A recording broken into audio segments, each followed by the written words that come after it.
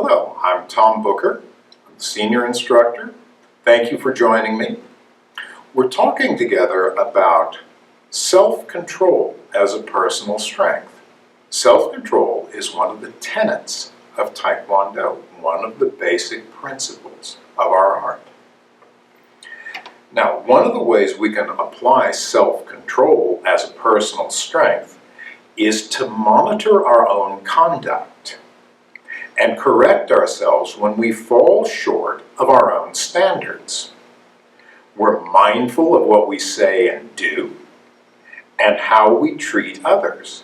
When we make a mistake or we behave badly, we're honest with ourselves about it. We admit we've done something that we shouldn't. We take time to work out what we should have done instead. Then we work to apply self-control so that we do it that way in the future. We don't go on repeating the same mistake over and over again.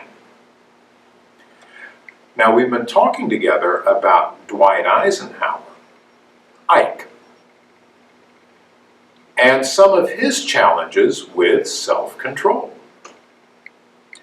When he was a cadet at West Point, I think this would be about 1912, perhaps 1913, things happened to Ike where he needed to use self-control in ways he didn't expect. After his first year, Ike was now what's called a yearling, and he was promoted to cadet corporal. He and the other yearlings now had authority to discipline the first-year cadets who were called plebes, as they still are today. They could even bully them in certain ways. This was called crawling a plebe. Ike had been crawled plenty when he was a plebe, and now it would be his turn. One day, a new plebe was running to carry out an order he'd been given. He turned a corner real fast and he ran right into Ike. Ike decided he'd have a little fun with him. He would crawl him. Ike pretended to be very angry, and he roared at him, "What's this about, Mr. Dumbguard? You don't look like a cadet to me. You look like a barber."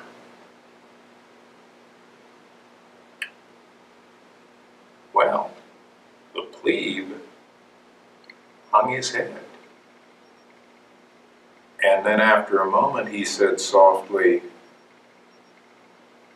"I was a barber, sir." I didn't say anything else. He turned away thinking about what had just happened and what he had done.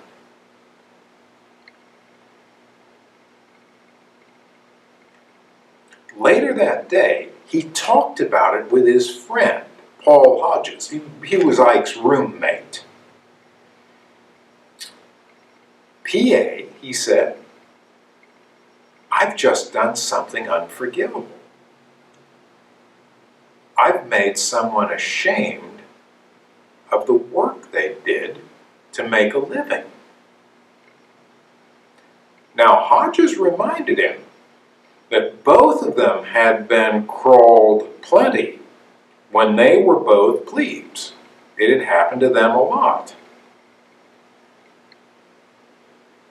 "That's so," Ike agreed. "But I'm thoroughly ashamed of myself. I'll never crawl another plebe again." And Ike was as good as his word. He would discipline and correct plebes at need. He had responsibilities that way. But he would never crawl one, never bully one again. Now, there are some questions about this story I'd like you to think about and try to answer at least one of them. First, why did Ike think it would be fun to crawl a plebe?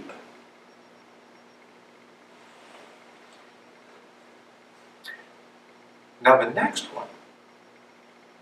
What made Ike decide he would never crawl a plebe again? How did he know that he had done something wrong? And finally,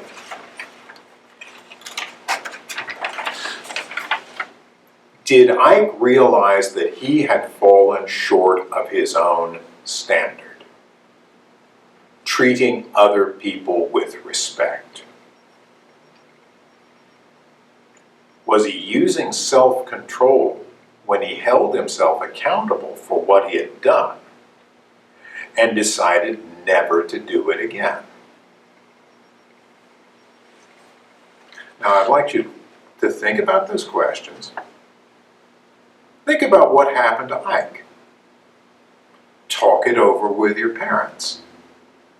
And see if you can come up with an answer to at least one of those questions. And get it back to me. Have your parents help you with that. You can just send it in by email to the school. I would like to see what your answer is. Or you could make a video of your own and let me know that way. But give this some thought. Let me know what you think. How did I come to use self-control here? Thank you for joining me.